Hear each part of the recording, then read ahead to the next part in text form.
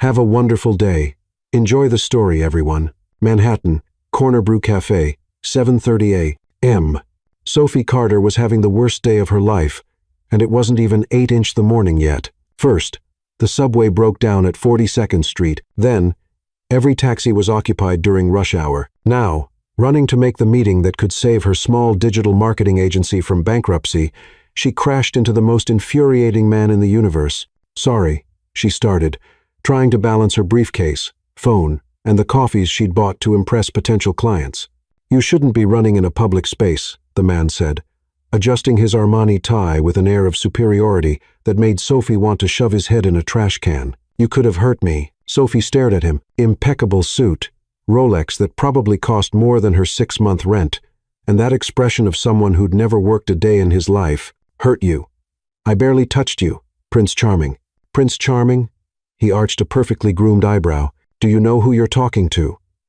Someone who clearly needs a reality check. The man gave her a condescending smile that made Sophie's blood boil. Look, sweetheart, I understand you're nervous being in the presence of smack. The slap echoed through the entire cafe. Customers stopped sipping their lattes. The barista dropped a croissant.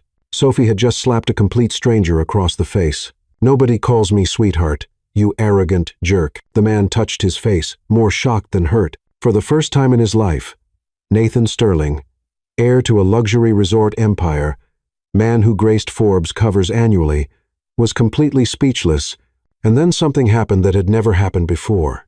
He laughed a genuine laugh, not the polite chuckle he used at Park Avenue business dinners. You, he said, still holding his face, you actually slapped me, and I'd do it again if necessary.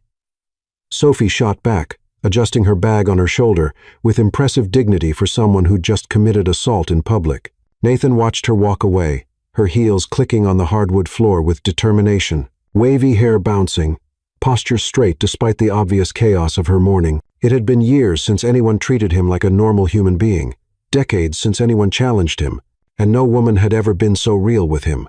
Excuse me, he called out, catching up to her at the door. I deserve that. Let me buy your coffee. Sophie turned around, her brown eyes still sparking with anger. I don't want your charity. It's not charity. It's an apology. She studied him for a long moment. Something was different in his expression now. Less arrogance, more curiosity. Your face is red, she said, and for the first time showed something that might be a smile. You have a strong hand. Kickboxing classes for dealing with men like you, she replied. Nathan laughed again. Sophie Carter, she finally said, shortening her hand. And you are? Nathan, he replied, shaking her hand and feeling an electric current run up his arm. Nathan Sterling. Sophie's smile disappeared instantly. Sterling, like the resorts, exactly like the resorts. And that's when Sophie realized she had slapped the richest and probably most powerful man in New York. Shoot, she muttered. Language, sweetheart, Nathan said with a mischievous smile. Sophie raised her hand again, threatening another slap, and he backed away, laughing. Neither of them imagined that moment would change their lives forever. Sterling Enterprises Tower, same day, due, 0 p.m. Sophie sat in the marble and gold lobby of Sterling Enterprises, feeling like Alice, who'd tumbled down the wrong rabbit hole. The morning's coffee shop incident played on repeat in her mind. She'd slapped Nathan Sterling. Nathan Sterling. The man owned half of Manhattan's luxury hospitality industry. Her phone buzzed with another text from her business partner. Please tell me you didn't actually assault our potential investor. Lila had always been the voice of reason between them. Miss Carter, a woman in an impossibly crisp Chanel suit, approached. Mr. Sterling will see you now. The elevator ride to the 52nd floor felt like ascending to Mount Olympus. Sophie caught her reflection in the mirrored walls. Her wavy hair had given up any pretense of professionalism hours ago, and there was a coffee stain on her blazer that she'd tried to hide with a strategically placed scarf. She looked like what she was, a small business owner, barely keeping her head above water in the most expensive city in America. The elevator chimed, and the doors opened to reveal a corner office that could house her entire Brooklyn apartment. Floor-to-ceiling windows showcased Manhattan stretching endlessly below. Nathan stood with his back to her, hands clasped behind him, looking every inch the corporate prince. You came, he said without turning around. Did I have a choice? Your assistant was very persuasive. He turned then, and Sophie was struck again by how unfairly handsome he was. The red mark from her slap had faded, but she could swear she saw amusement dancing in his green eyes. "Please, sit." He gestured to a leather chair that probably cost more than her monthly revenue. "I'm not here to grovel, if that's what you're expecting." "Good. I hate groveling. Coffee?" "I've had enough coffee drama for one day. Thanks." Sophie remained standing, arms crossed. "What do you want, Nathan?" He smiled at her use of his first name, no Mr. Sterling, no deference, just his name, like he was a regular person. "I have a proposition for you. I'm listening. I need a girlfriend." Sophie blinked. "Come again?" "Not a real girlfriend. A fake one. For appearances." Nathan walked to his desk, picked up a tablet, and showed her a business magazine cover. His photo dominated the page with the headline, "Manhattan's Most Eligible Bachelor. Why won't he commit? My board of directors thinks I'm irresponsible. A playboy who can't be trusted with the family legacy. They want me to prove I'm mature enough to take over as CEO when my father retires next year. So, get a real girlfriend. I don't have time for real relationships. They're complicated." Sophie laughed, a sharp sound. "And fake ones aren't? We'd have clear boundaries, a contract. You attend a few events with me, meet my family, convince everyone I'm capable of commitment. In return," he slid a paper across the desk. Sophie's eyes widened at the figure. "This is enough to save your agency, pay your employees for a year, and give you the financial freedom to expand into the luxury market." She looked up at him. "Why me? You could hire any model, any socialite. Because you slapped me, that's your criteria for fake dating? Physical violence? You treated me like a normal person. Do you have any idea how rare that is?" Nathan's voice carried a note of something she couldn't identify. Loneliness. "Maybe everyone else either wants something from me or is intimidated by my family name. You just saw an arrogant guy who needed to be put in his place." Sophie stared at him for a long moment. "You're serious?" "Dead serious." "What would this entail?" "Exactly. A few dinner dates where we'll conveniently be photographed, the Metropolitan Museum Gala next weekend, meeting my family at our Hamptons house for Sunday brunch, maybe 3 months total, and you think people will believe we're together? We're from completely different worlds.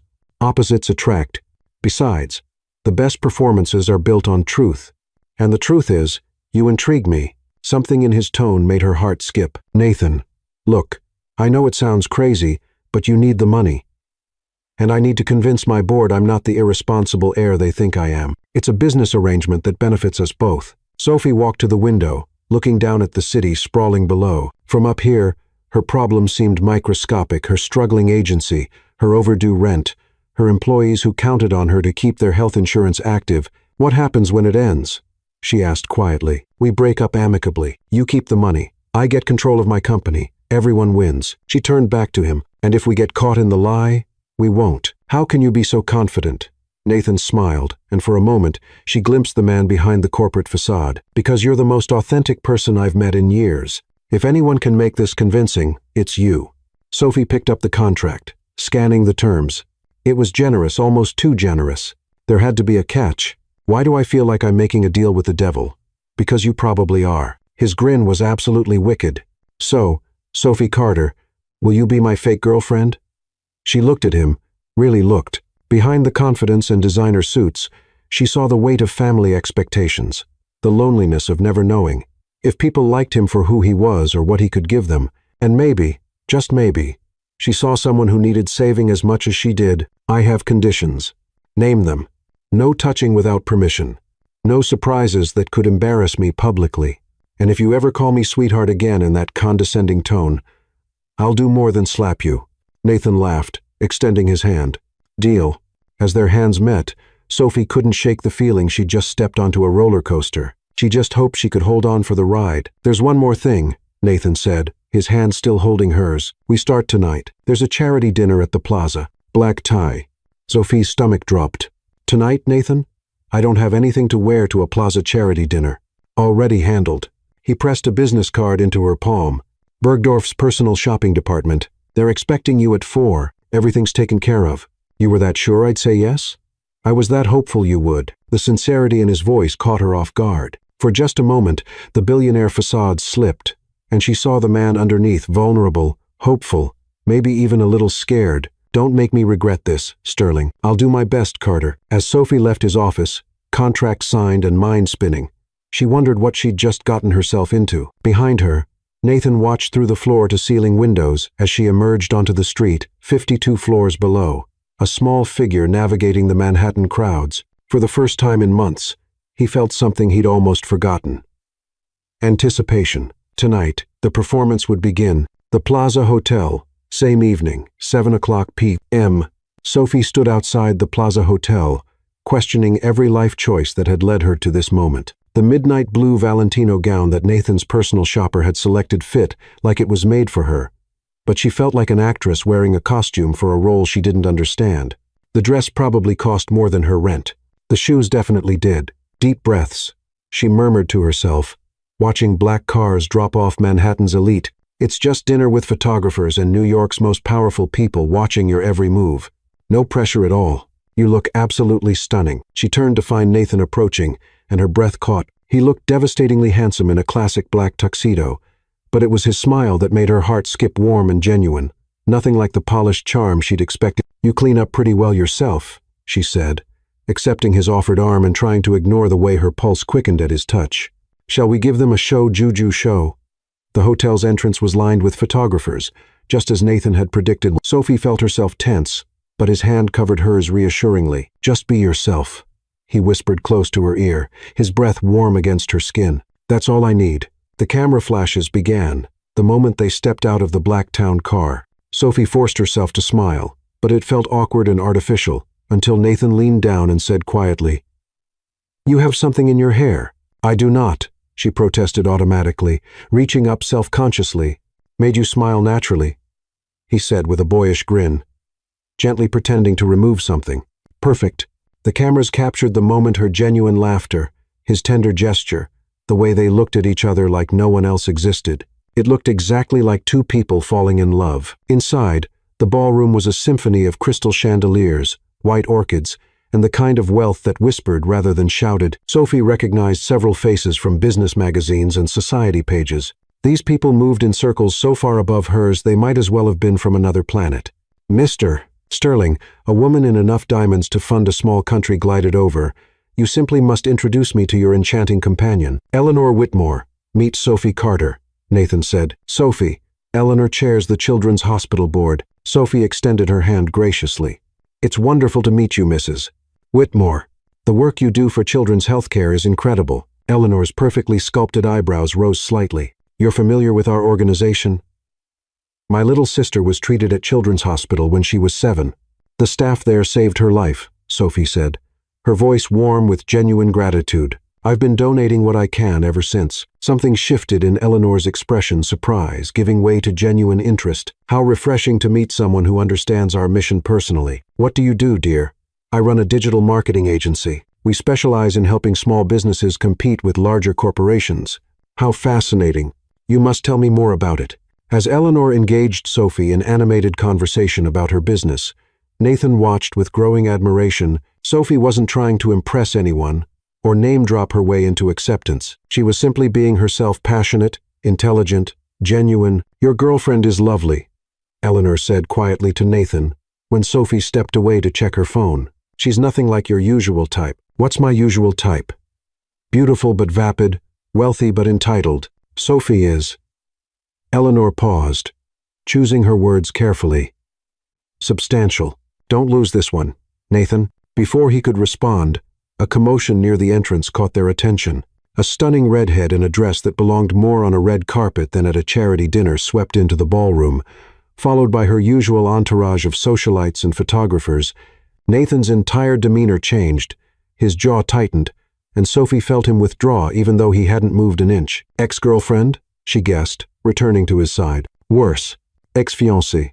The redhead, Vivian Langston." Sophie remembered from the gossip columns, spotted them across the room and made a beeline for their table. Her smile was perfectly practiced and completely predatory. "Nathan, what a delicious surprise." Her eyes swept over Sophie with the precision of a jewelry appraiser evaluating a questionable diamond. "And who is this charming creature?" "Vivian." Nathan's voice was carefully neutral. "Meet Sophie Carter." "Vivian." "Sophie Carter."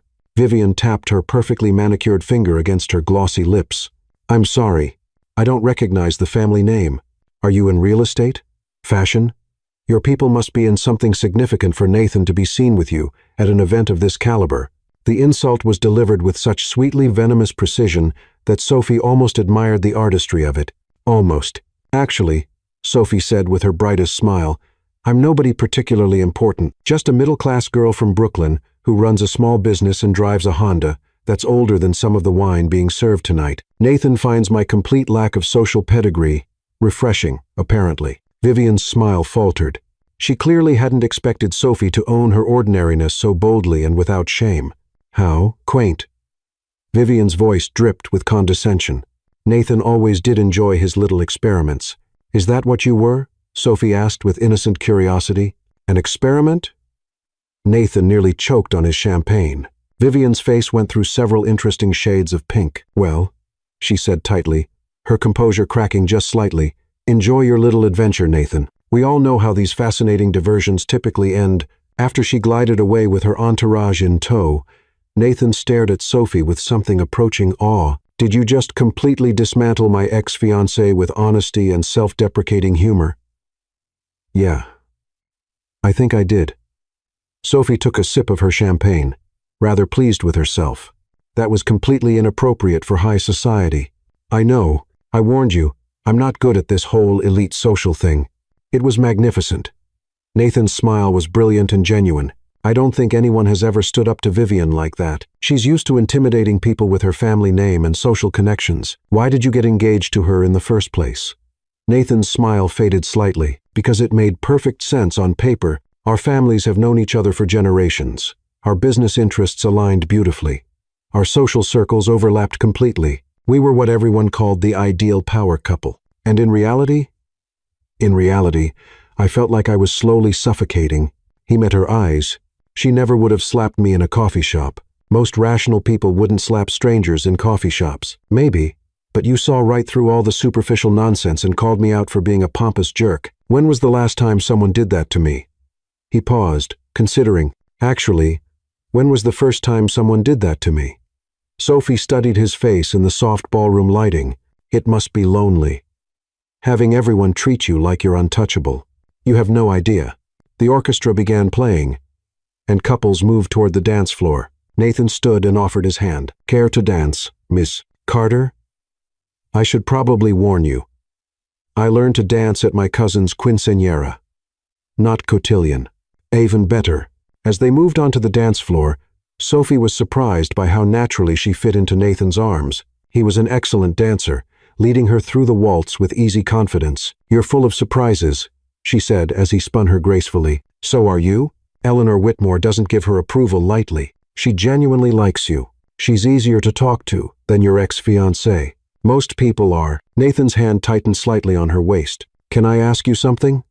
Shoot. Your sister, the one who was treated at Children's Hospital, is she okay now? Sophie's expression softened. She's perfect. Studying pre-med at Columbia, actually wants to be a pediatric surgeon because of her experience there. She says someone saved her life when she was 7, so now she wants to spend her life returning the favor. Nathan was quiet for a moment, and when he spoke, his voice was unusually thoughtful. That's beautiful. She's pretty amazing. Sophie looked up at him. Why do you ask? Just trying to understand what makes you tick. You're not like anyone I've ever met. Is that good or bad? It's terrifying, he said honestly, and completely fascinating. The song ended. But they remained in each other's arms for a moment longer than necessary. Around them, the charity dinner continued. Speeches were made, donations were pledged, and New York's elite patted themselves on the back for their generosity. But Sophie was only aware of Nathan's green eyes looking down at her like she was the most interesting person in the room. We should probably, she began. Probably, he agreed, but neither of them moved. Nathan, Sophie, a photographer appeared beside them. Mind if I get a shot for the Times Society page? They posed, Nathan's arm around Sophie's waist, her hand resting on his chest. To anyone watching, they looked like a couple completely smitten with each other. The terrifying part was how easy it felt to pretend. As they smiled for the camera, Sophie couldn't shake the feeling that somewhere between the coffee shop slap and this moment, the lines between performance and reality had started to blur. And judging by the way Nathan was looking at her, She wasn't the only one feeling it. Sterling Estate, East Hampton. 2 weeks later, Sophie stared at the Sterling family estate through the passenger window of Nathan's Aston Martin and wondered if she'd somehow driven into a movie set. The sprawling mansion looked like something from The Great Gatsby, all white columns, manicured lawns, and the kind of old-money elegance that whispered power across generations. "You grew up here?" she asked, trying to keep the awe out of her voice. "Summers and weekends," Nathan replied, his hands tightening slightly on the steering wheel. "The main family house is in the Upper East Side." "Right. Of course, the summer house." Sophie shook her head.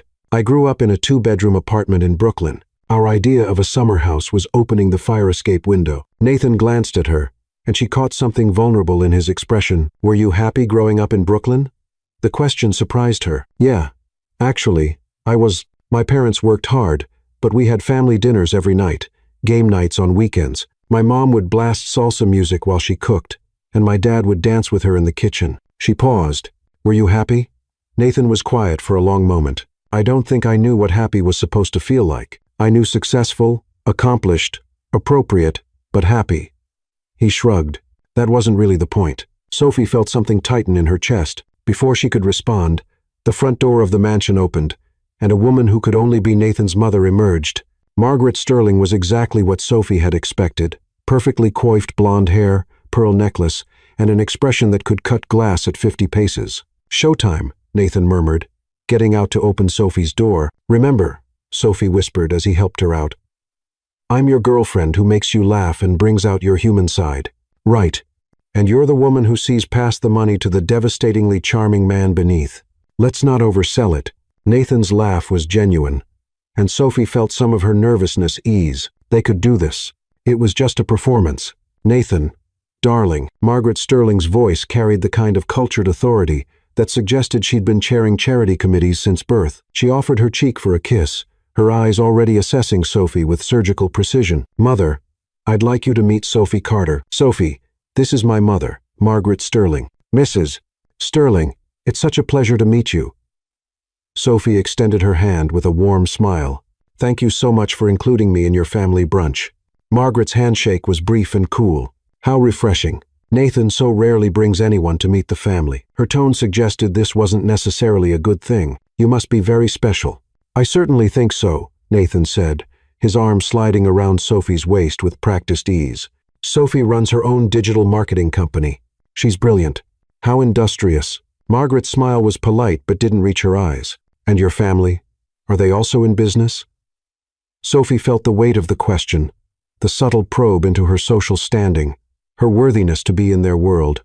"My father is a high school history teacher, and my mother manages a community center in Brooklyn. They're both retired now, but they taught me the value of hard work and treating people with kindness, regardless of their circumstances." Margaret's expression didn't change, but Sophie caught the slight tightening around her eyes. Strike one for the middle-class girl. How grounded of them. "Well, come along. The others are waiting on the terrace." As they walked through the mansion, Sophie tried not to gawk at the artwork that probably belonged in museums and the furniture that was definitely older than her entire family line. Nathan's hand found hers, squeezing gently. "You're doing great," he whispered. The terrace overlooked the Atlantic Ocean, and Sophie had to admit the view was spectacular. A table was set for 6 with what looked like actual silver and china that probably cost more than her car. "Nathan," a booming voice called out, and a man who was clearly Nathan's father approached with a golf club still in hand. Edward Sterling was silver-haired, distinguished, and had the kind of presence that suggested he was used to being the most important person in any room. "Dad." Nathan's posture straightened slightly. "This is Sophie Carter." "Sophie, my father, Edward Sterling." Edward's handshake was firm, his assessment quick but thorough. "Carter, can't say I'm familiar with the name. What business is your family in?" "Education and social services," Sophie replied smoothly. "Nothing as impressive as hospitality empires, but we're proud of the work we do." Edward's eyebrows rose slightly. "Admirable. Public service." Before Sophie could respond, a younger voice interrupted. "So, this is the famous Sophie." A woman about Sophie's age bounded over with the kind of enthusiasm that seemed genuine. She had Nathan's green eyes but softer features, and her smile was warm and welcoming. "Isabel," Nathan said with obvious affection. "Meet Sophie." "Sophie, my sister Isabel. Fair warning, she's the family interrogator." Only because I actually care about your happiness, Isabel said, giving Sophie a quick but thorough hug. Unlike some people who shall remain nameless, but are currently glaring at us from across the terrace, Sophie followed Isabel's glance to see a tall, impeccably dressed man watching them with obvious displeasure. That would be my charming brother-in-law, William Prescott, Nathan said quietly. Isabel's husband and, unfortunately, the Sterling Hotel's chief financial officer. He doesn't look happy to see me, Sophie observed. He's not happy to see anyone who might interfere with his succession plans, Isabel said with a roll of her eyes. He's been campaigning to be the next CEO since he married into the family. Isabel. Margaret's voice carried a warning tone. Perhaps we could save the family politics for after brunch. Of course, Mother wouldn't want to make our guest uncomfortable with reality. As they settled around the table, Sophie found herself seated between Nathan and Isabel, with Margaret and Edward across from them and William at the head of the table like he was already running the company.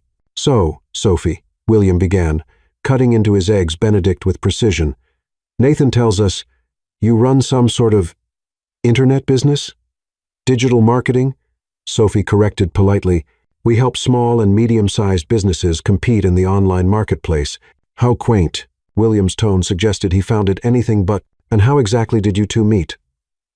Sophie and Nathan exchanged a quick glance. They'd prepared for this question. At a coffee shop in Manhattan, Nathan said. Sophie literally knocked me off my feet. More like knocked some sense into you, Sophie added with a grin, and Nathan laughed. It was the most honest conversation I'd had in years, Nathan continued, his hand finding Sophie's on the table. She treated me like a regular person, not a bank account with legs. Margaret's lips pursed slightly. How refreshing it really was, Isabel said enthusiastically. You should have seen Nathan before, Sophie. He was all work and no play. Now he actually smiles in public. People change, William said dismissively. Usually temporarily. What William means, Margaret interjected smoothly, is that Nathan has had phases before. Remember that artist you dated, darling? What was her name? The one who wanted to paint murals in the hotel lobbies. Sophie felt Nathan tense beside her. Clara was a talented artist. I'm sure she was, dear, but hardly appropriate for someone in your position. And what position is that exactly? Sophie asked, her voice sweet but with an edge that made Isabel's eyes light up with interest. Margaret's smile grew cooler. The position of someone who will inherit one of the largest hospitality empires in the country, someone who needs a partner who understands the responsibilities that come with that. You mean someone who comes from the right family and won't embarrass you at charity galas, Sophie said with perfect clarity. The table went silent. Edward's eyebrows rose. William looked delighted at the potential drama. Isabel was practically vibrating with excitement. Sophie, Nathan started, but she held up a gentle hand. It's okay, she said to him, then turned back to Margaret. Mrs. Sterling, I understand your concerns. You don't know me. You don't know my family, and you want to protect Nathan and your family's reputation. That's actually pretty admirable. Margaret looked slightly taken aback by the reasonable response. But here's the thing, Sophie continued, her voice warm but firm. I'm not trying to marry into your family for money or status. I have my own career that I love, my own goals, and my own sense of worth that has nothing to do with how much money is in my bank account. She turned to look at Nathan, and the warmth in her eyes wasn't entirely fabricated. What I care about is that Nathan makes me laugh. He challenges me to think bigger about my business. He listens when I talk about my dreams, and when he smiles, really smiles, not that polite thing he does at business dinners. It's like the sun coming out. Nathan was staring at her with an expression she couldn't quite read. Around the table, everyone was silent. Plus, Sophie added with a grin, he's not bad to look at. Isabel burst out laughing. Oh, I like her. I really, really like her. Even Edward cracked a smile. She's got spirit. I'll give her that. Margaret, however, remained unmoved. Spirit is all well and good, dear, but marriage. Who said anything about marriage? Sophie interrupted. We're dating.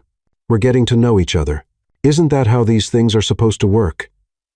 Not in our world, William said coldly. In our world, relationships are strategic alliances, partnerships that benefit both families. Sophie turned to him with genuine curiosity. That sounds incredibly lonely. It's practical. Is it working out for you? Sophie asked innocently. The strategic alliance approach? Isabel nearly choked on her mimosa. William's face reddened. Sophie, Nathan said quietly, but she could hear the amusement in his voice. Sorry, Sophie said, not sounding sorry at all. I just think love should be about more than tax benefits and social connections. Love? Margaret's voice was sharp. You're in love with my son? Sophie felt the trap closing around her. This was the moment. Say yes and commit to a lie that could spiral out of control, or say no and undermine the entire charade. She looked at Nathan, seeing the question in his eyes, the careful hope he was trying to hide. I'm falling, she said quietly, and it was terrifying how much truth was in those two words. Nathan's hand tightened on hers, and when he smiled, it was that real smile she'd mentioned, the one that did feel like sunshine. So am I, he said, and Sophie's heart skipped because she couldn't tell if he was acting anymore either. The rest of brunch passed in a blur of polite conversation and family stories. Isabel regaled Sophie with embarrassing tales from Nathan's childhood, while Margaret maintained her cool disapproval, and William continued to radiate hostility. As they prepared to leave, Edward pulled Nathan aside for a private conversation, while Margaret cornered Sophie near the rose garden. You seem like a nice enough girl, Margaret began, her tone suggesting this wasn't entirely a compliment. But you need to understand what you're getting into. What do you mean? Nathan isn't just a man, dear. He's a sterling. That comes with responsibilities, expectations, a way of life that… She paused, choosing her words carefully. That people from your background often find overwhelming. Sophie felt her temper flare but kept her voice level. What exactly is my background, Mrs. Sterling? Working class. Nothing wrong with that, of course, but it's different. The pressures of this family, the scrutiny, the social obligations, it changes people, and not always for the better. Are you trying to scare me off? Margaret's smile was razor sharp. I'm trying to protect you both. Nathan has a tendency to romanticize things that are different from his world, but the novelty always wears off, and then you're left with incompatible lives and broken hearts. Maybe, Sophie said carefully, the problem isn't that Nathan romanticizes different worlds. Maybe the problem is that his world is so narrow and cold that anything with genuine warmth feels revolutionary. Margaret's eyes flashed with anger. How dare you, Mrs. Sterling? Sophie interrupted gently. I can see that you love your son, but loving someone means wanting them to be happy, not just appropriate. Before Margaret could respond, Nathan appeared at Sophie's side. Ready to go? He asked, and Sophie could see the tension around his eyes. More than ready. As they drove away from the estate, Sophie and Nathan were both quiet for several miles. Finally, Nathan spoke. That was a disaster. I was going to say intense, but disaster works, too. He glanced at her. You were incredible. By the way you handled my mother, William's passive-aggressive attacks, the whole marriage interrogation. I may have gotten a little carried away with the I'm falling comment, Sophie admitted. Sorry if that put you in an awkward position. Nathan was quiet for a moment. About that, Sophie's heart started beating faster. Yeah? The thing is, he pulled over to the side of the road and turned to face her fully. I don't think I was acting either. The admission hung between them like a live wire. Sophie stared at him, searching his face for any sign that this was part of the performance. Nathan, I know this complicates everything. I know we have a contract and boundaries and this whole fake relationship thing. But Sophie, I can't stop thinking about you, not just when we're together for appearances, but all the time, the way you laugh, the way you challenge me, the way you make everything feel real. Sophie's mind was spinning. This wasn't supposed to happen. They had rules, boundaries, a clear business arrangement. This is a really bad idea, she said quietly. Terrible idea, he agreed. It could ruin everything. Probably will. They stared at each other for a long moment, the Atlantic Ocean stretching endlessly beside them. So, what do we do? Sophie asked. Nathan reached over and cupped her face gently, his thumb tracing her cheek. I have absolutely no idea. And then he kissed her. It wasn't a performance kiss or a photo-op kiss. It was soft and tentative and full of questions. Neither of them knew how to answer. Sophie felt herself melting into it, her hands fisting in his shirt as all her carefully constructed walls came tumbling down. When they finally broke apart, both of them were breathing hard. That was… Sophie began. A complication, Nathan finished. A big one. Hugo. But neither of them moved away. Instead, Nathan rested his forehead against hers. And Sophie closed her eyes, trying to figure out when exactly she'd stopped pretending to fall for Nathan Sterling and started actually falling. What happens now? She whispered. I don't know, Nathan admitted, but I'm tired of pretending that what I feel for you is fake." Sophie opened her eyes and looked at him.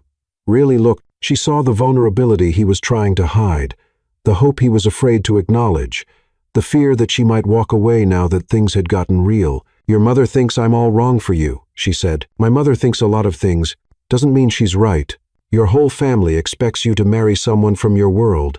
Maybe it's time I stopped living my life according to everyone else's expectations." Sophie wanted to believe him. She wanted to throw caution to the wind and dive headfirst into whatever this was becoming. But she'd built her entire life on being practical, on making smart choices, on protecting herself from exactly this kind of situation. "Nathan, if we do this, if we make this real, there's no going back to the contract and the boundaries and the safety net of it all being fake. I know, and if it doesn't work out, then we'll deal with that when we come to it."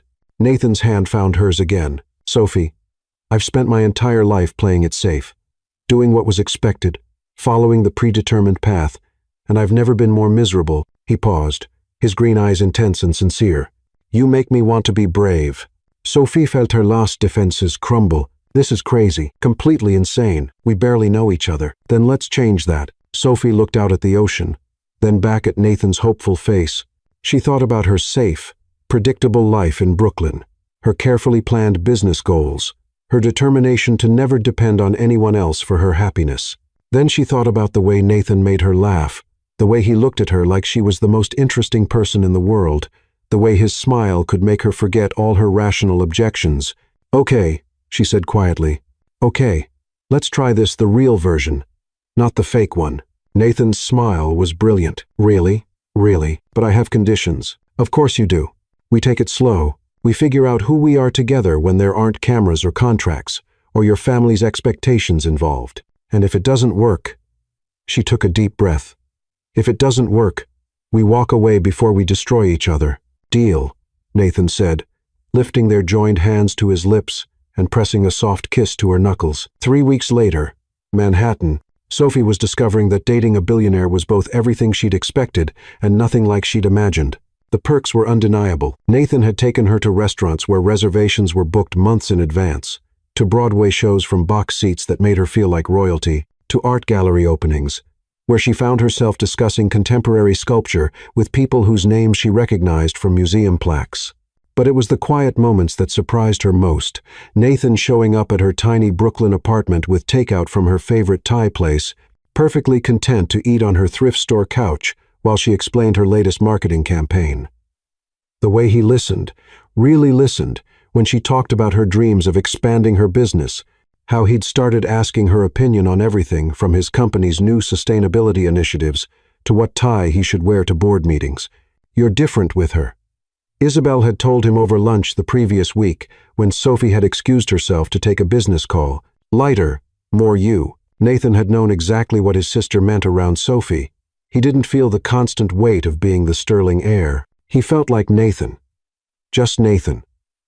And it was intoxicating, which made what happened on that Tuesday morning in October so much more devastating.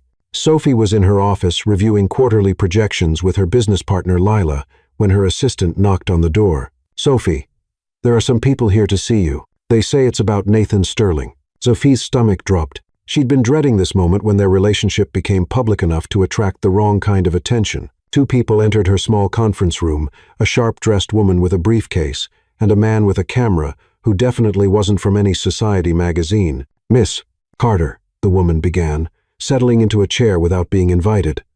"I'm Lauren Kim from the Manhattan District Attorney's Office. This is Detective Sanchez from the NYPD Financial Crimes Unit." Lila's eyes went wide. Sophie felt the room start to spin. "I'm sorry. What is this about?" "We're investigating allegations of financial fraud involving Sterling Hotels and several of their subsidiary companies," Detective Sanchez said. Pulling out a notepad, "Your name has come up in connection with our investigation." "That's impossible. I don't have any business dealings with Sterling Hotels, but you do have a personal relationship with Nathan Sterling," Lauren Kim said, consulting her file. "And you recently received a substantial payment from a Sterling family trust, nearly $500,000. Sophie's mouth went dry. The contract payment, of course, it had come from a family trust. She should have realized that would leave a paper trail. That was for consulting work." "Consulting work?" Detective Sanchez looked skeptical. What kind of consulting work does a small digital marketing firm do for a billion-dollar hospitality empire? Sophie's mind raced. She couldn't tell them about the fake relationship contract without exposing Nathan to embarrassment and potentially worse legal complications, but she also couldn't come up with a convincing lie on the spot.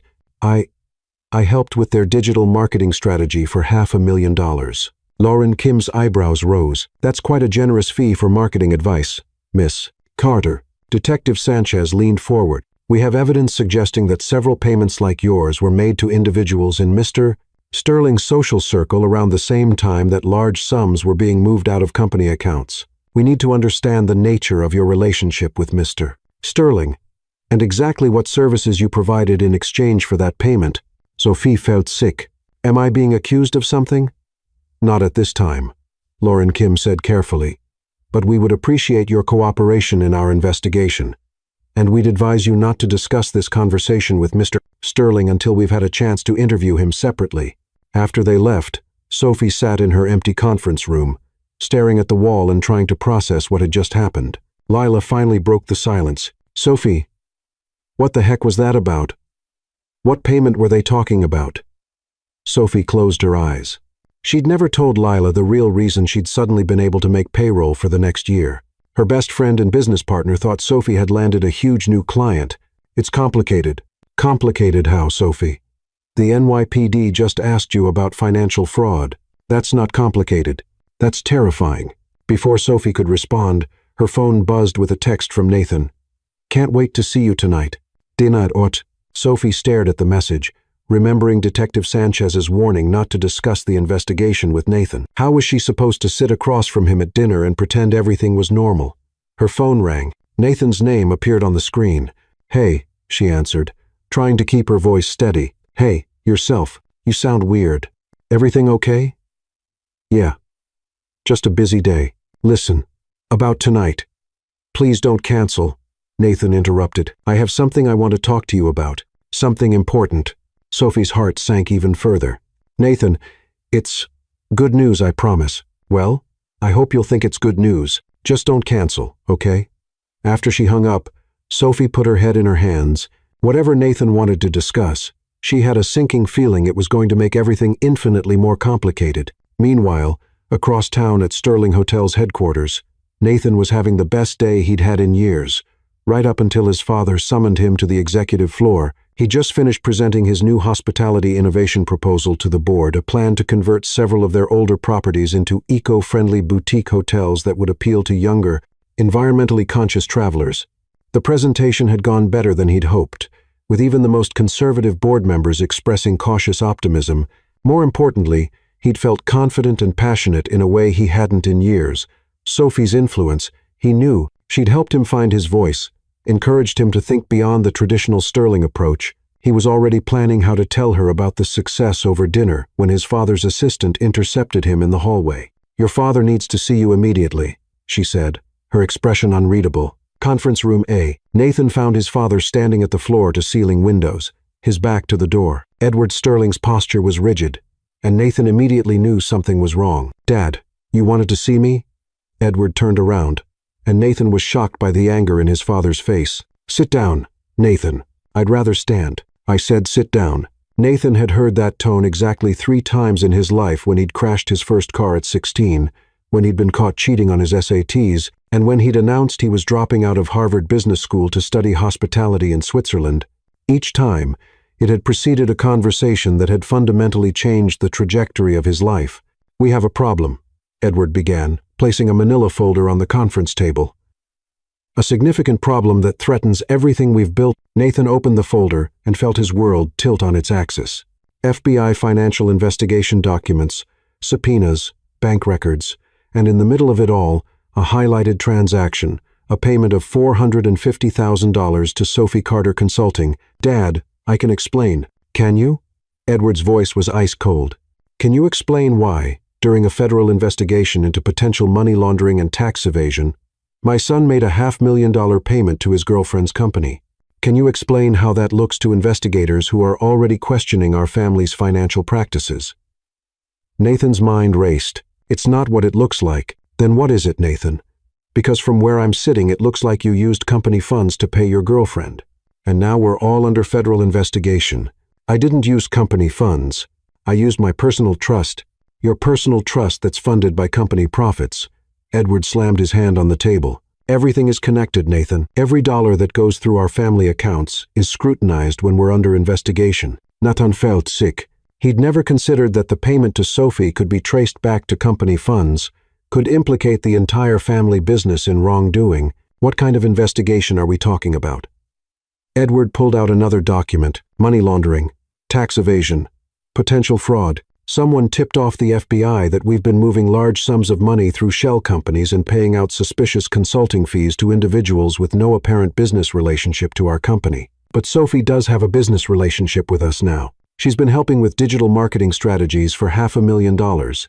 Edward's laugh was bitter. Nathan, she runs a small firm in Brooklyn. Her biggest client before you was probably a local restaurant. No one is going to believe we paid her $500,000 for marketing advice. Nathan realized the trap they'd walked into. In trying to make the payment look legitimate, they'd made it look even more suspicious. Who tipped off the FBI? Edward's expression darkened. We have our suspicions. Before Nathan could ask what that meant, the conference room door opened, and William Prescott walked in, looking perfectly composed and faintly satisfied. William, Edward said, I've just been explaining the situation to Nathan. Unfortunate business, William said, settling into a chair. I've been reviewing our options with the legal team. Nathan looked between his father and brother-in-law, a cold suspicion growing in his chest. What options? The FBI wants to interview everyone involved, Edward said. Family members, employees, anyone who received significant payments in the last 6 months, including Sophie, William added helpfully. Nathan's blood ran cold. You're going to drag Sophie into this? She's already in it, Edward said harshly. The moment you decided to use family money to pay your girlfriend, you made her part of this investigation. She didn't do anything wrong. Maybe not, William said smoothly. But the optics are terrible. The heir to a hotel empire paying large sums to his girlfriend right before a federal investigation. It looks like either corruption or money laundering. Nathan stared at William, pieces clicking into place. You did this. I'm sorry. You tipped off the FBI. You've been looking for a way to discredit me. And you found it. William's expression didn't change, but Nathan caught a flash of something that might have been satisfaction. That's a serious accusation, Nathan. I hope you have proof. Boys, Edward interrupted. This isn't the time for family politics. We need to focus on damage control. What kind of damage control? Nathan asked. Edward and William exchanged a look that made Nathan's stomach drop. The board is meeting tomorrow morning, Edward said carefully. Given the circumstances, they're going to vote on whether you should be removed from the CEO succession plan. Nathan felt like he'd been punched. What? It's temporary, Edward said quickly, until this investigation is resolved and we can clear up any questions about your judgment. My judgment? Nathan, William said with fake sympathy, you have to understand how this looks. You've been making erratic decisions, dating outside your social circle, and now there's a federal investigation involving payments to your girlfriend. The board has to consider the company's reputation. Nathan looked at his father. And you agree with this? Edward's face was pained but resolute. I think you need to step back until we can sort this out. Take some time away from the company. Let the investigation run its course. You're suspending me. We're protecting you, William corrected. And protecting the company. Nathan stood up slowly, his mind reeling. In the span of 20 minutes, he'd gone from the heir apparent to a company pariah under federal investigation. What about Sophie? What about her? Edward asked. She is going to be questioned by the FBI because of a payment I made to her. Her business, her reputation, everything could be destroyed because of me. That's unfortunate, William said. But it's out of our hands now. Nathan looked at his brother-in-law with new understanding. This wasn't just about removing him from the succession plan. This was about destroying his relationship with Sophie, isolating him from anyone who made him happy, ensuring he came back to the family business grateful and compliant. You magnificent snake, Nathan said quietly. William smiled. I don't know what you mean. Yes, you do. Nathan turned to his father. Dad, you're being played. William orchestrated this whole thing. Nathan. Edward's voice held a warning. You're upset. Don't say something you'll regret. The only thing I regret is not seeing this coming. Nathan headed for the door, then turned back. When this investigation clears our family, and it will, I hope you'll remember who stood by you and who threw you under the bus for personal gain. Nathan. Edward started. "I'm going to protect Sophie," Nathan said firmly. "Whatever it takes." That evening at dinner, Sophie arrived at the restaurant 15 minutes late, her mind still spinning from the morning's FBI visit. Nathan was already seated at their usual corner table, but something was off. His smile seemed forced, and there were tension lines around his eyes she'd never seen before. "Sorry I'm late," she said, sliding into her chair. "Crazy day." "Mine, too," Nathan said, and Sophie caught something in his tone that made her look at him more carefully. "Everything okay?" Nathan reached across the table and took her hand. "Actually, there's something I need to tell you. Something important." Sophie's heart started racing. This was it. He was going to tell her about the investigation, and she'd have to pretend she didn't already know. "Nathan, I love you." Sophie's world stopped. Of all the things she'd expected him to say, that wasn't one of them. "What?"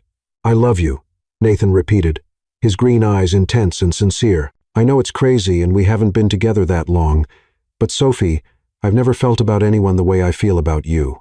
You make me want to be better, braver, more honest. You make me feel like myself." Sophie stared at him, her heart breaking. Here was the man she'd fallen completely, hopelessly in love with, telling her he loved her back, and she couldn't even enjoy the moment because she knew their entire relationship was about to implode. "Nathan, I know it's a lot," he continued, misreading her hesitation, "and I'm not asking you to say it back if you're not ready. I just needed you to know because whatever happens, whatever challenges we face, I want to face them together." Sophie felt tears prick her eyes. "Whatever happens," Nathan's expression grew serious. "There are some complications with my family. With the business, things might get difficult for a while. But Sophie, if you're willing to weather the storm with me, I think we can get through anything." He was giving her an out, Sophie realized, warning her that things were about to get complicated, offering her a chance to walk away before the investigation became public. It would be so easy to take it, to say she wasn't ready for complications, that they should take a break until things settled down. She could protect her business, her reputation, her heart. But looking at Nathan's hopeful face, thinking about everything they'd built together, Sophie knew she couldn't walk away, not now, not when he needed her most. "I love you too," she said quietly. Nathan's smile was brilliant. "Really? Really?" She squeezed his hand. "And whatever these complications are, we'll handle them together." Nathan lifted her hand to his lips and kissed her knuckles softly. "I don't deserve you." "Lucky for you, I disagree."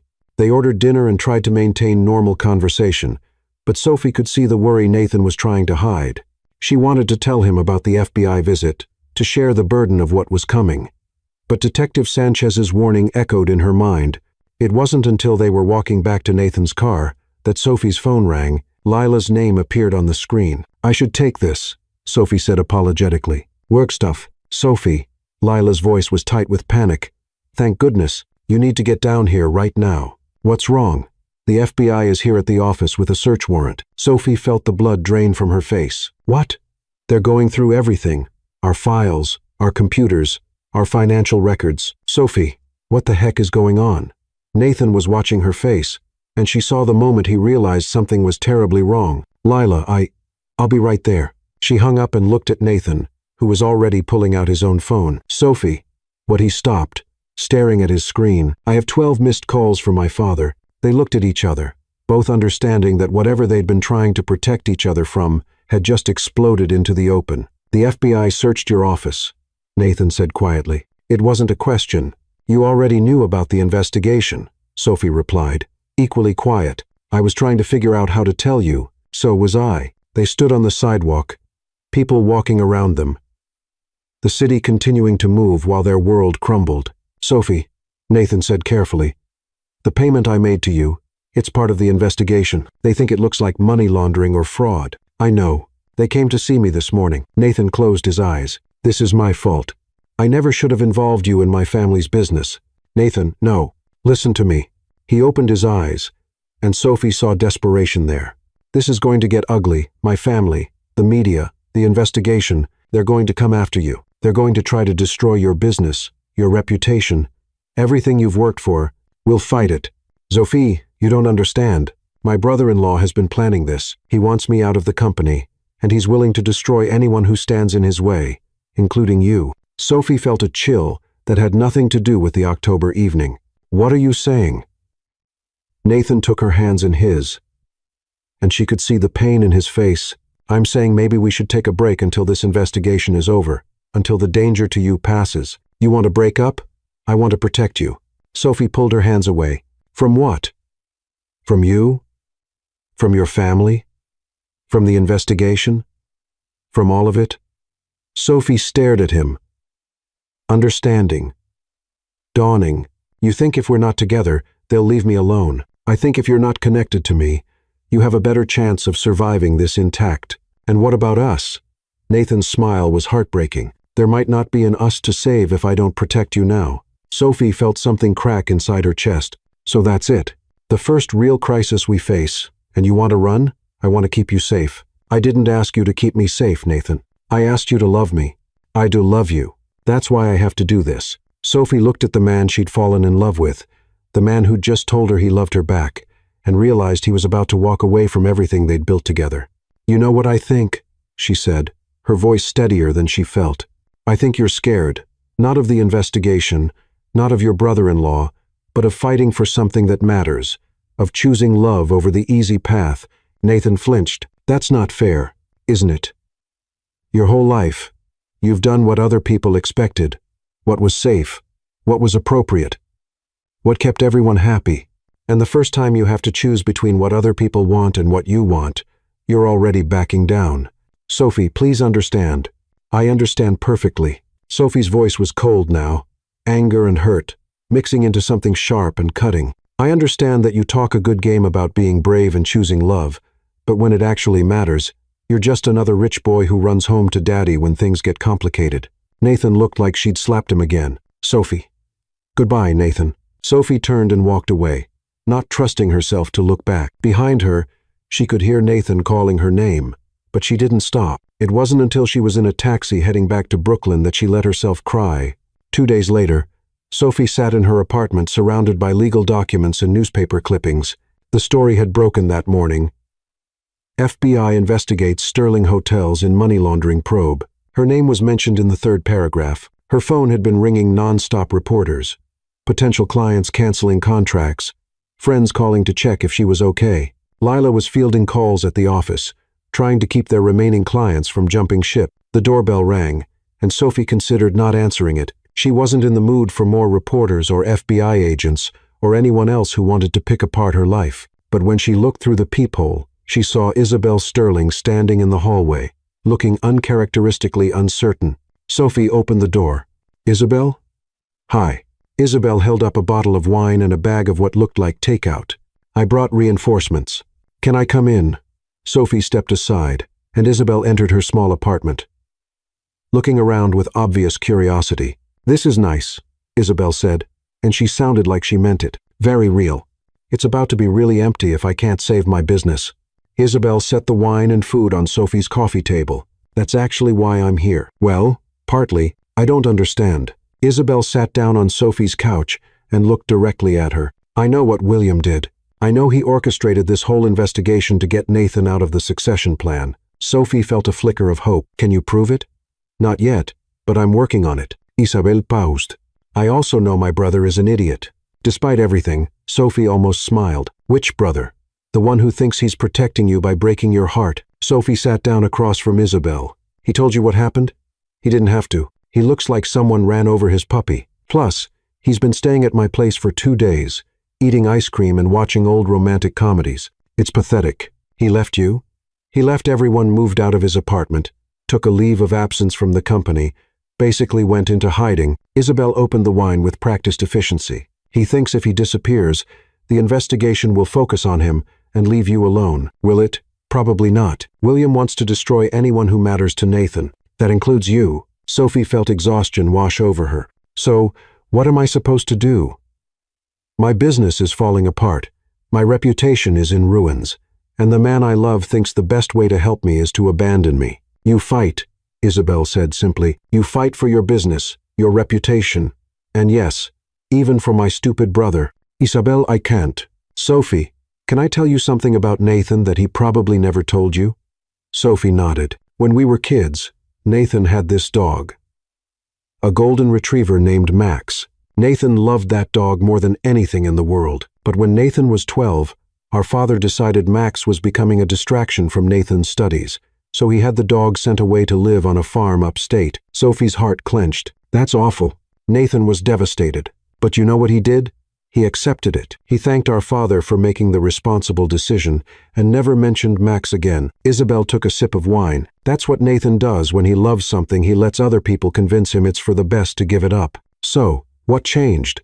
What made him different with me? You did. For the first time in his life, Nathan fought for something he wanted. He stood up to our mother, defied family expectations, chose love over duty.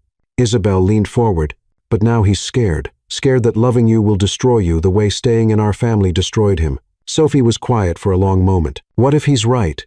What if being with him will destroy me? What if it won't? Isabel countered. What if fighting for each other makes you both stronger?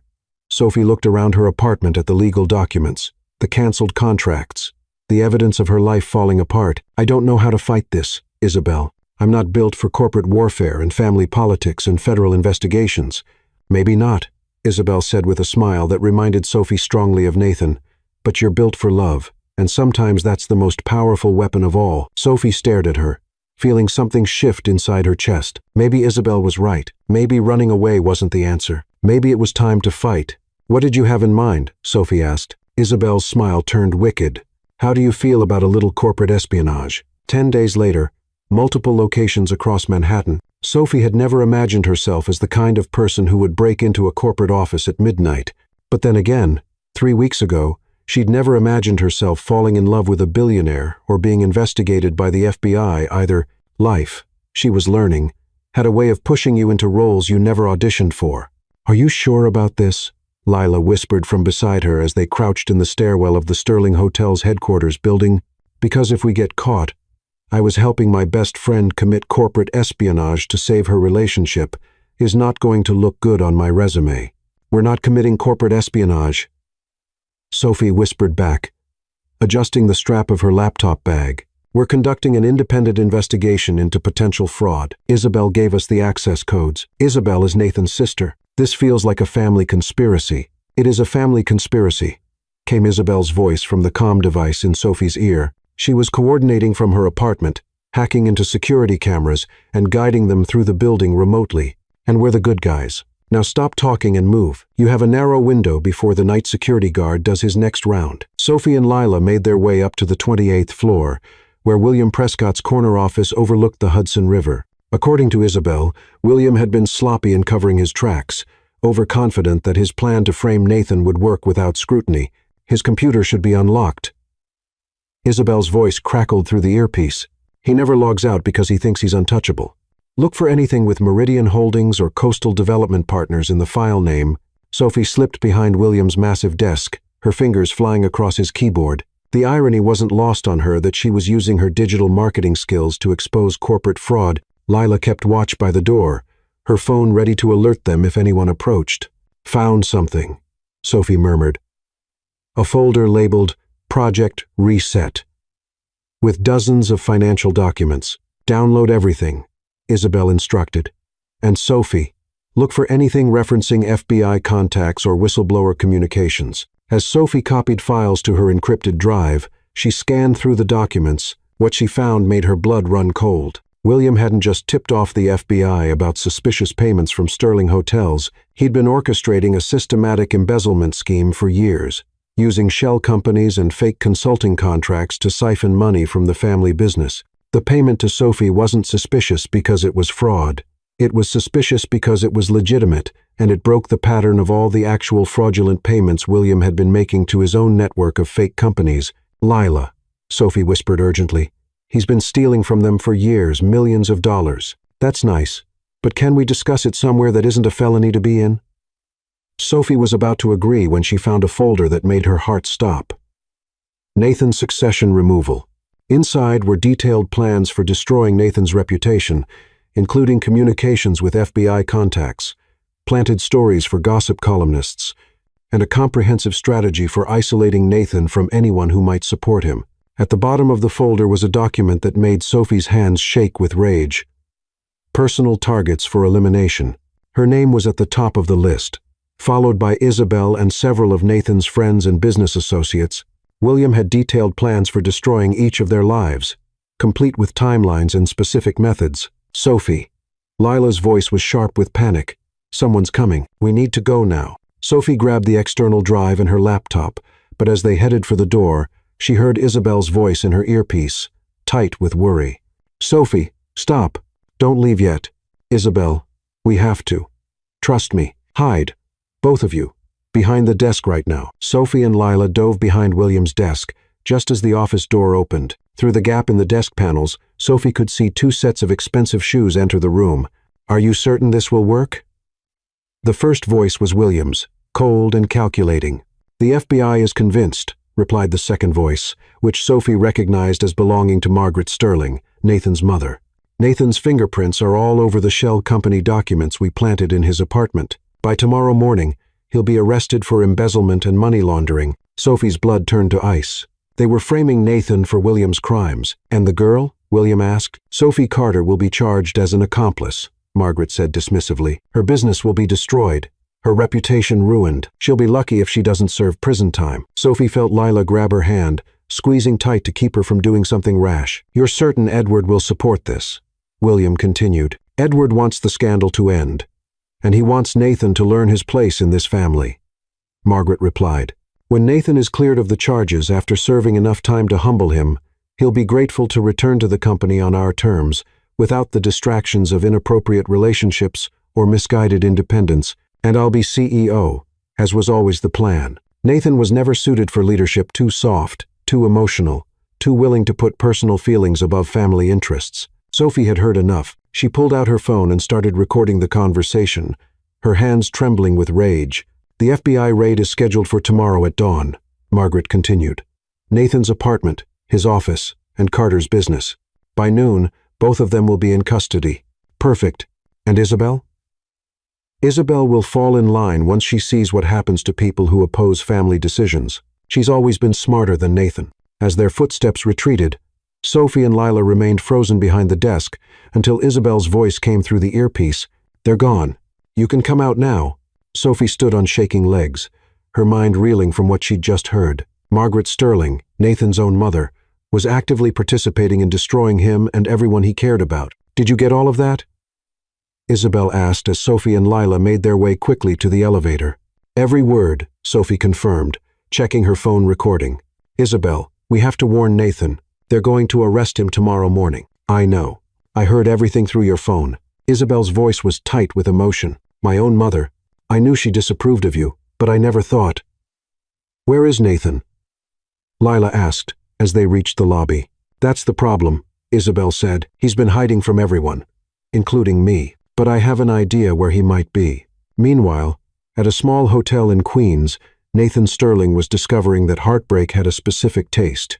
Bitter coffee at 2:00 a.m., cold pizza for breakfast, and the metallic flavor of regret that coated everything he tried to eat. He'd been hiding in a modest hotel in Queens for over a week, paying cash and using a fake name to avoid being found by his family, the FBI, or the press, more importantly, to avoid being found by Sophie. Every day, he told himself he'd made the right choice. Every day, he picked up his phone to call her and forced himself to put it down. He'd seen the news coverage of the investigation spreading to her business, read the articles questioning her integrity, watched from afar as his decision to love her destroyed everything she'd worked for. This was why people like him didn't fall in love with people like her. This was why his family had rules, expectations, boundaries. This was why he should have stuck to dating women from his own world, who understood the cost of being involved with the Sterling name. But even as he told himself these things, Nathan couldn't stop thinking about Sophie's laugh. The way she challenged him to be better. The look in her eyes when she'd told him she loved him. He couldn't stop wondering if he'd made the biggest mistake of his life by walking away. His phone rang, jarring him from his thoughts. Isabel's name appeared on the screen. I told you I'm not coming home, he said without preamble. Nathan, shut up and listen to me. You're in danger. Réel danger. Something in his sister's voice made Nathan sit up straighter. What are you talking about? William and Mother have been working together. They've framed you for William's embezzlement scheme. The FBI is going to arrest you tomorrow morning. Nathan felt the room spin. That's impossible. It's not only possible, it's happening. They planted evidence in your apartment, Nathan, financial documents linking you to shell companies that William created to steal money from the family business. But I never. I know you never. Sophie and I know you never. But the FBI doesn't know that, and they have what looks like solid evidence that you've been embezzling millions of dollars. Nathan ran his hands through his hair, trying to process what Isabel was telling him. Sophie knows about this? Sophie is the one who figured it out. She and Lila broke into William's office tonight and found everything: his real financial records, his plans to destroy you, his communications with the FBI. Sophie broke into William's office. Nathan couldn't hide the admiration in his voice. Turns out your girlfriend is a lot tougher than you gave her credit for. She's been fighting for you even after you abandoned her like an idiot. Nathan closed his eyes. Guilt and love and regret, washing over him in equal measure. Isabel, I was trying to protect her. You were trying to protect yourself from having to fight for something that mattered, just like you've done your whole life. The accusation hit like a physical blow. That's not, it is fair, and you know it. Nathan, do you remember when Father sent Max away? Nathan's throat tightened at the mention of his childhood dog. What does that have to do with anything? You let them convince you it was for the best. You didn't fight. You didn't argue. You just accepted that loving something meant losing it, and you've been doing the same thing ever since. Max was a dog. Isabel, this is Sophie's life, her future, and she's willing to fight for it. She's willing to fight for you, for your relationship, for the truth. But you ran away because fighting is scary and losing is possible. And it's easier to give up than risk failure. Nathan was quiet for a long moment, his sister's words hitting deeper than he wanted to admit. What if I fight and lose anyway? What if loving her really does destroy her? Then at least she'll know you thought she was worth fighting for. Before Nathan could respond, he heard voices in the hotel hallway outside his room, loud voices, official voices, the kind that meant authority and trouble. Isabel, he whispered urgently. I think someone's here. What do you mean someone's here? The voices were getting closer, and Nathan could make out words now. Room 237, warrant. Sterling, the FBI. They found me. Nathan, listen to me very carefully. Isabel's voice was sharp with urgency. Do not let them arrest you tonight. If they take you into custody now, William and Mother will have time to solidify their frame job. You need to get out of there and meet us. Meet you where? Sophie has a plan. She's going to clear your name, but she needs you to trust her. The voices were right outside his door now. Nathan could hear them discussing tactical positions, preparing to knock. Isabel, I don't think I can, Nathan. Isabel's voice was soft now, full of the love and faith she'd always had in him. Sophie slapped you in a coffee shop because you were being an arrogant jerk. She's been fighting the FBI and our family and half of Manhattan because you're worth it. Don't you think it's time you started fighting for her, too? The knock came at the door, loud and authoritative. FBI, open up. Nathan looked around the small hotel room at the life he'd been hiding in, at the man he'd become when he'd stopped fighting for what mattered. Where do I meet you? He asked. Isabel's smile was audible through the phone. Brooklyn, Sophie's apartment. And Nathan? Yeah, bring your A-game. We're about to take on the family business. Nathan grabbed his jacket and headed for the window, grateful that Queens hotels weren't built for security. As he climbed down the fire escape, he could hear the FBI agents breaking down his door. For the first time in weeks, he was running toward something instead of away from it. 3 hours later, Sophie's apartment in Brooklyn. Sophie had never seen her small apartment, so crowded with people planning what was essentially a corporate coup. Isabel sat at her kitchen table, surrounded by laptops and legal documents. Lila was on the couch with her own computer, coordinating with several of their freelance tech contractors who specialized in digital forensics. And pacing by the window, looking like he'd rather be anywhere else, was Michael Lee, Sophie's ex-boyfriend from college, who happened to be an investigative journalist for the Wall Street Journal. I still can't believe you called Michael, Lila muttered, not looking up from her screen. We need someone with media connections who can get this story out fast, Sophie replied, checking her phone for the 100th time. And Michael owes me a favor. He owes you more than a favor, Isabel said with interest. What exactly did you do for him? She wrote his senior thesis. Lila said helpfully, the one that got him hired at the Journal. I helped him research it, Sophie corrected. And right now, that connection might save Nathan's life. Michael stopped pacing and turned to face the room. Okay, let me make sure I understand this correctly. You want me to publish a story accusing one of New York's most prominent families of fraud, embezzlement, and framing their own son based on evidence obtained through breaking and entering. When you put it like that, it sounds bad, Isabel said. It sounds insane, Michael countered. It sounds like career suicide. It sounds like the kind of story that gets you sued into oblivion by people who have more lawyers than I have brain cells. Sophie looked at Michael, seeing the conflict in his face. He wanted the story, it was huge, the kind that could make his career, but he was scared, and she understood that everyone in this room was risking something enormous. Michael, she said quietly, what if I can give you something even better than accusations? What if I can give you proof? She pulled out her phone and played the recording she'd made of William and Margaret's conversation as their voices filled the small apartment. Michael's expression changed, from skepticism to amazement, to the hungry look of a journalist who just stumbled onto the story of a lifetime. This is, he began, legally obtained evidence of conspiracy, fraud, and obstruction of justice.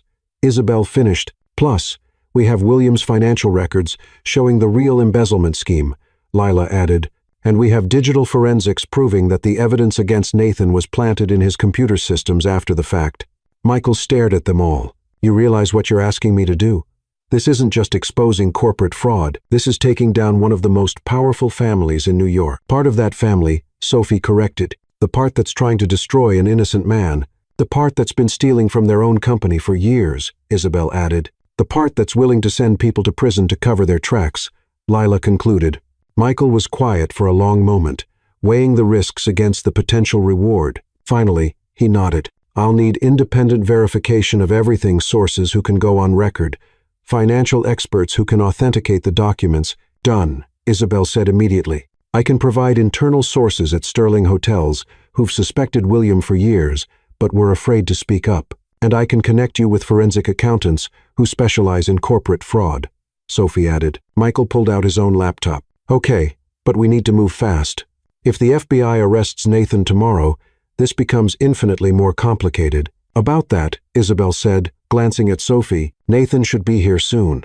Sophie's heart jumped. He's coming here?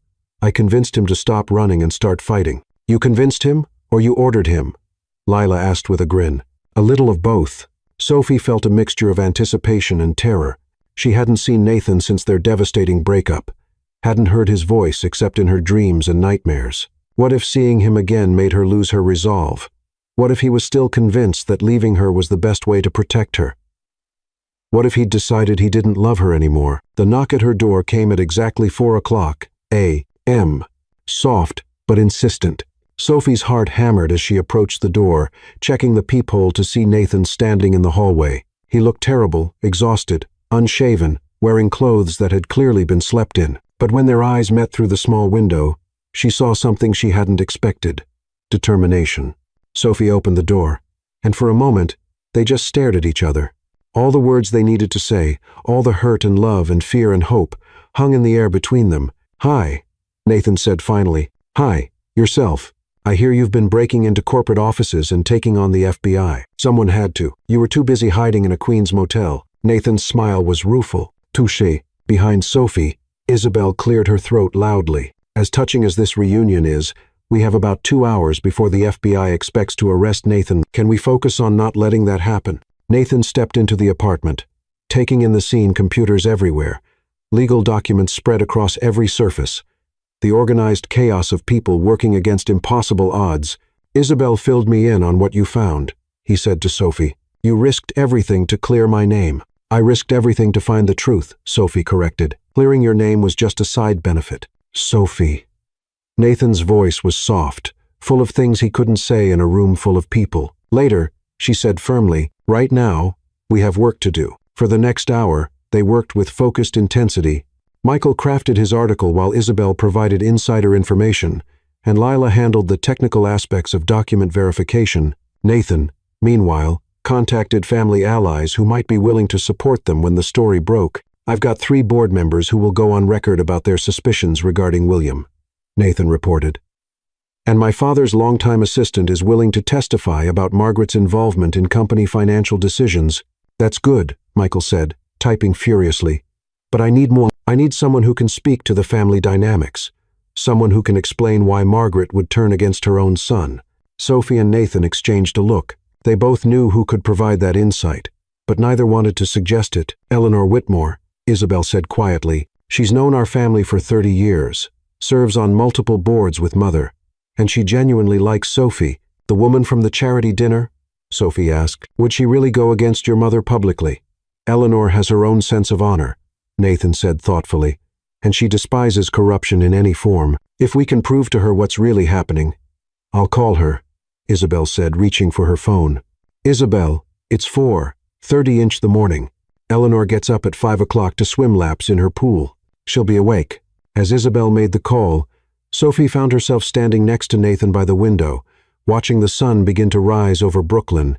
The proximity felt both natural and electric, like standing next to a live wire that could either light up her world or burn it down. Sophie, Nathan said quietly, after this is over, we need to talk. Do we?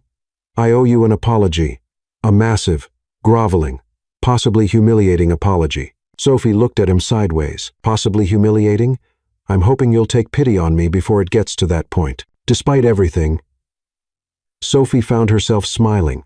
We'll see. Isabel hung up the phone with a triumphant expression. Eleanor is in. She's already suspected something was wrong with the family finances. And she's been wondering why Margaret was so determined to sabotage Nathan's relationship with you. She'll meet with Michael in 2 hours. Perfect, Michael said. I can have the story filed by noon. But there's one more thing we need to consider. What's that? Nathan asked. The FBI raid. Even if my story comes out today, they're still going to arrest you this morning based on the evidence they have. We need a way to delay that until the truth comes out. Sophie had been thinking about this problem all night. What if Nathan turns himself in? Everyone stared at her. That's your plan? Leela asked. Voluntary imprisonment? Think about it, Sophie continued. If Nathan walks into the FBI field office with his own lawyer, presents evidence of being framed, and demands a proper investigation, it changes the entire narrative. He's not a fugitive being arrested. He's a victim seeking justice. That's actually brilliant, Isabel said slowly. It forces them to listen to his side of the story, instead of just processing him through the system. And it gives Michael story time to hit the newsstands, Nathan added, understanding dawning in his voice. By the time they could formally charge me, the truth would already be public. Michael nodded approvingly. It also makes for better headlines. Innocent man seeks justices plays a lot better than corporate heir arrested for fraud. Nathan looked around the room at the people who'd risked everything to save him. His sister, Sophie's best friend, Sophie's ex-boyfriend, and Sophie herself. People who barely knew him, but had believed in his innocence when his own family hadn't. Why? He asked quietly. Why did you all do this for me? Because you're my brother, and I love you, Isabel said simply. Because Sophie loves you, and I love Sophie, Lila added. Because it's a great story, and I want a Pulitzer, Michael said with a grin. Everyone turned to look at Sophie, waiting for her answer. She met Nathan's eyes, seeing the vulnerability there.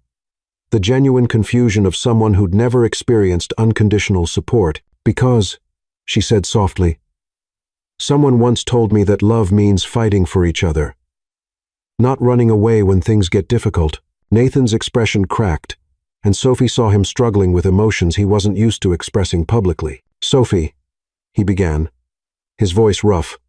I'm sorry. I'm so sorry for leaving you, for thinking I could protect you by abandoning you, for being a coward when you needed me to be brave. Nathan, let me finish, please. He took a step closer to her, and Sophie could see the tears threatening in his green eyes.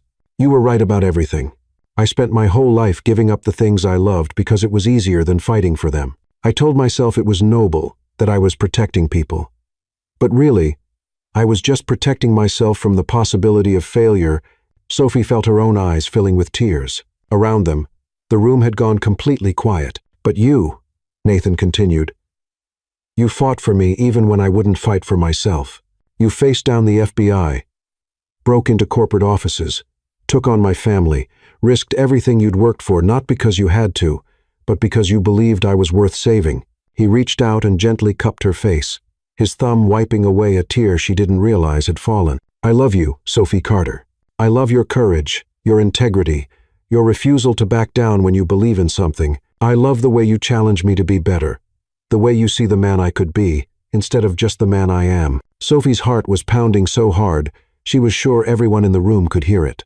And if you'll let me, Nathan continued, I want to spend the rest of my life proving that I can be the man who deserves your love, the man who fights for what matters. The man who chooses love over fear every single time. Sophie stared at him, seeing not the polished corporate prince she'd met in a coffee shop, but the real Nathan, vulnerable, hopeful, finally ready to fight for what he wanted. "That depends," she said, her voice trembling with emotion. "On what? On whether you're going to call me sweetheart again." Nathan's laugh was watery, but genuine. "Never again, I promise." "Then yes," Sophie said, stepping into his arms. "Yes, to all of it." When Nathan kissed her, it felt like coming home and starting an adventure all at the same time. It tasted like second chances and new beginnings, and the kind of love that was strong enough to survive anything. "Okay," Isabel said loudly, after what felt like an appropriate amount of time. "This is very sweet, and I'm thrilled that my brother finally grew a spine, but we still have to keep him out of prison, so maybe save the reunion makeout session for after we've taken down William and Mother." Sophie and Nathan broke apart, both of them smiling and slightly embarrassed. "Right," Nathan said, his arm still around Sophie's waist. "Let's go save the family business and destroy the people who tried to destroy us," Sophie added with a grin that was absolutely wicked. Nathan looked down at her with pure adoration. "Have I mentioned lately that you're terrifying, and I love it? You can mention it again later. Right now, we have a war to win." 6 hours later, FBI field office, Federal Plaza. Nathan walked into the FBI building, flanked by his lawyer, Michael Lee, and Sophie, feeling more confident than he had in weeks. Behind them, Isabel coordinated with a growing team of supporters, board members, family allies, financial experts, and journalists who were all working to expose the truth. The story had broken an hour earlier. Michael's article in the Wall Street Journal was already being picked up by major news outlets across the country. Sterling Hotels. Heir framed by family members in complex embezzlement scheme. The evidence was damning, the sources credible, and the public reaction swift and decisive. Special Agent Julia Torres, who'd been leading the investigation, met them in the lobby.